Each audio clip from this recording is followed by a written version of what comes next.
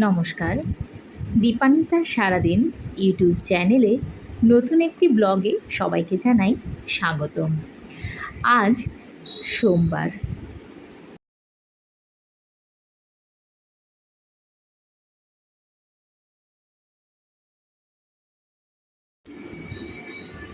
ঘুম থেকে উঠেই তড়িঘড়ি সব কিছু করে বিহানকে খাওয়ানো দাওয়ানো করার পর নিজে চললাম অফিসের দিকে।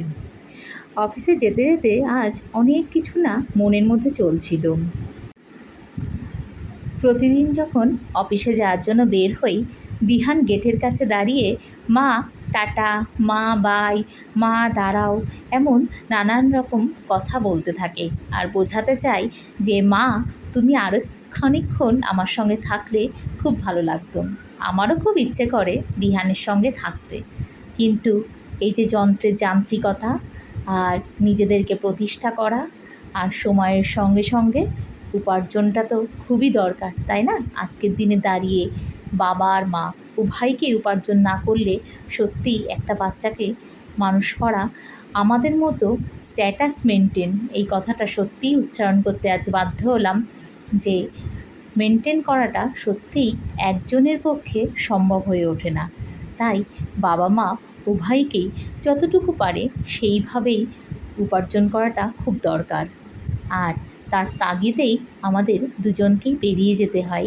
ছোট্ট ছোট্ট দুটো হাতছানি আর দিয়ে ডাকলেও আমরা সেই হাতছানি ছাড়িয়েই বেরিয়ে যেতে হয়। আমি আর অরিত্র দুইজন দুই রকমভাবে ছোটোবেলা থেকে বড় হয়েছি।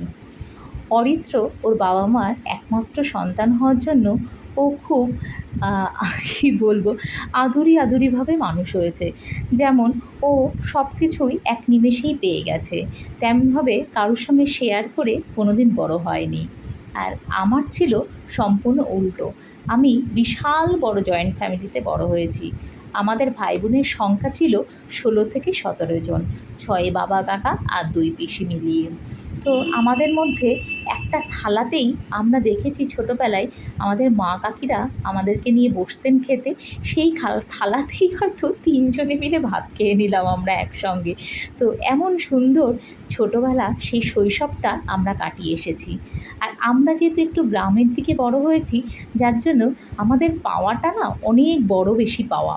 খোলা মাঠ পেয়েছি, দিগন্ত খোলা আকাশ পেয়েছি, পুকুরে স্নান করেছি, আম পড়েছে ঢুপঢাপ করে, ঝড়ের রাত্রে সেই আম কুড়াতে গেছি, গাছ ভর্তি কাঁঠাল ছিল, মা কাকিদেরকে দেখেছি সেই কাঁঠাল ভাঙতে একসঙ্গে বসে। এই কথাগুলো আজ কেন উঠছে সেটাই এবার আপনাদের সঙ্গে ভাগ করে নেব। গত 2-3 দিন আগে আমাদের ট্রেনের বন্ধু, আমার নয় অরিত্রর বন্ধু, সেই সুবাদে আমারও বন্ধু হয়ে গেছে সুজনদা, তিনি একটি বড় কাঁঠাল আমাদেরকে দিয়ে গেছেন। এটা প্রতি বছরই আমাদেরকে দিয়ে থাকে, আর আমরা যেহেতু কাঁঠাল খেতে খুব পছন্দ করি, উনিও সেটা জেনে গেছেন। তো এই কাঁঠালটা আসার পর থেকেই বিহান সেই কাঁঠালটাকে মানে বুঝতেই পারছে না কোন দিক থেকে কাঁঠালের কোয়াগুলো বাইরে আনা হয়।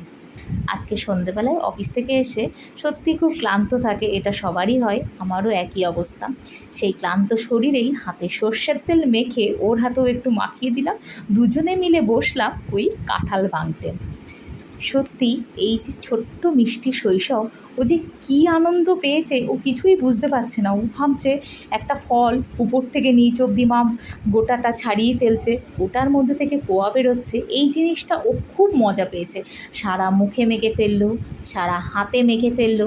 আমি কিন্তু ওকে কোনো সময় বারণ করলাম না এই জিনিসটাতে। ও এই যে আনন্দটা পেলো, এতেই আমি আর অরিত্র ভীষণ খুশি হয়ে গেলাম। এটাকেই বলে ছোট্ট মিষ্টি শৈশব। হ্যাঁ, ও এই যে গায়ে হাত পায়ে মেখে ফেললো, এটাতে আমার প্রচুর কাজ বেড়ে গেল। ওকে তারপরে নিয়ে গিয়ে ভালো করে গা হাত পা মুছিয়ে দেওয়া, ওর গায়ে পাউডার লাগিয়ে দেওয়া, এটাতে আমার অনেকটা টাইম গেল। আমার অন্য কাজ বাকি রেখে আমাকে ওটা করতে হলো। এটা আমার কাছে একটা এক্সট্রা কাজ, অনেকেই এটা মনে করবেন, কিন্তু আমরা অভিভাবকরা কখনোই এটা মনে করি না। আমরা বিহানকে না সেই শৈশবটুকুই দেওয়ার চেষ্টা করি যতটুকু একটা ছোট্ট মানুষের পাওয়া উচিত, যতটুকু একটা ছোট্ট বাচ্চা চাওয়া উচিত। ওকে আমরা কখনো চার দেওয়ালের মধ্যে আটকে রাখি না। এই যে বাইরে যখন বৃষ্টি পড়ে তখন না আমি ওকে মাঝে মাঝে ছাদে নিয়ে যাই। ওই যে বৃষ্টি ভেজা যে ছাদটা থাকে তার মধ্যে কিছু কিছু জায়গায় জলটা জমে যায়, ও গিয়ে না তার মধ্যে থপ থপ করে লাফাতে থাকে, হাত দিয়ে মাটিগুলোকে এদিক ওদিক করতে থাকে, টবের মাটিগুলোকে কোনো সময় নিচে ফেলছে, কখনো আবার মাটিগুলোকে তুলে দিচ্ছে। এই শৈশবটাকে না আমি ওর থেকে দূরে রাখতে চাই না, কারণ কিছুদিন পর ও যখন আস্তে আস্তে বড় হবে ও এগুলো কিছুই পাবে না। পড়াশুনোর চাপ, এক্সট্রা কারিকুলামের চাপে ওর এগুলো সব চাপা পড়ে যাবে। ও তখন দূর থেকেই দেখবে, ট্রেনে বসে দেখবে, বাসে বসে দেখবে, ইউনিভার্সিটি কলেজে গিয়ে দেখবে দূর থেকে যে ছোট্ট বাচ্চারা মাঠে খেলছে। ও তখন হাজার ইচ্ছে করলেও হয়তো সেই মাঠে যাওয়ার সেই সময় অথবা সেই সুযোগ ও কোনোটাই পাবে না। তাই আমাদের তরফ থেকে আমি আর অরিত্র অভিভাবক দুজন, আমাদের ছোট্ট বাচ্চার বিহানের, আমরা সকল অভিভাবকের কাছে একটাই অনুরোধ, প্লিজ তাদের এই ছোট্ট শৈশবটাকে হারিয়ে যেতে দেবেন না। হ্যাঁ, বাবা মাদের প্রচুর energy, positive energy, negative energy বাচ্চাদের পেছনে দিতে হয়। সারাদিন প্রচুর কর্মকাণ্ডের পর এসে সত্যিই ইচ্ছে করে না। বিশ্বাস করুন, আমরা বাড়িতে ফিরে ওর সঙ্গে ঘোড়ায় চড়ে পর্যন্ত খেলি। আমার মাথায় উঠছে, বিহানের পিঠে, অরিত্রর পিঠে বিহান উঠে পড়ছে, রাত 11টা অবধি চলে আমাদের প্রচুর কর্মকাণ্ড। আমরা কিন্তু কখনো নাজেহাল হই না। তাই বলে আমরা যে তাকে বাঁধন ছাড়া করছি, অনেকেই বলবেন এটা তো শাসন নয়। সত্যি এটা শাসন নয়, কিন্তু বাচ্চাকে আপনি যত তাকে না এই শব্দটার মধ্যে জড়িয়ে রাখবেন, না এটা করো না, না ওটা ধরো না, না এটার উপরে উঠো না, তত না তার সেই জিনিসটা করার প্রতি অনেক আগ্রহ বেড়ে যাবে। সে সুস্থভাবে মানুষ হতে পারবে না, সে কাঠের পুতুলের মতো পরিণত হবে।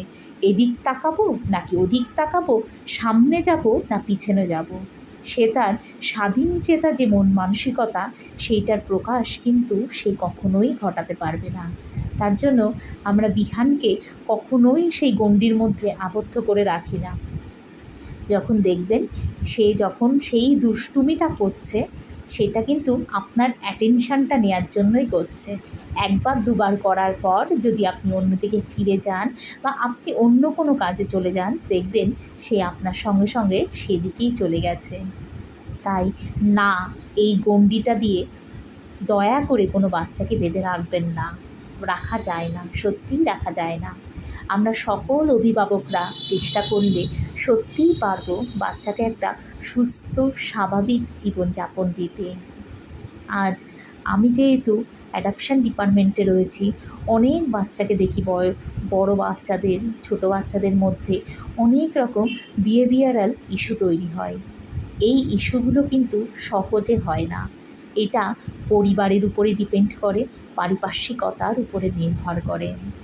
আজকে যদি আমরা পরিবারকে সুস্থ রাখতে পারি, আমাদের পারিপার্শ্বিকতাটাকে সত্যিই খুব সুন্দর রাখতে পারি, তাহলে বাচ্চা ঘুম থেকে উঠে দেখবে যে আমি একটা সুস্থ পরিবেশে আছি। আর রাতে যখন ঘুমোতে যাবে নিশ্চিন্তে ঘুমোবে, আমি একটা সুরক্ষিত নিরাপদ আশ্রয়ে আছি। এটাই একটা বাচ্চার কাছে অনেক পাওয়া। তাই তার সুস্থ নিরাপদ আশ্রয়স্থল এবং তার ছোট্ট শৈশবটুকু হারিয়ে যেতে দেবেন না। ভালো থাকবেন, সুস্থ থাকবেন। ভিডিওটি ভালো লাগলে একটি লাইক, কমেন্ট আর শেয়ার করে পাশে থাকবেন।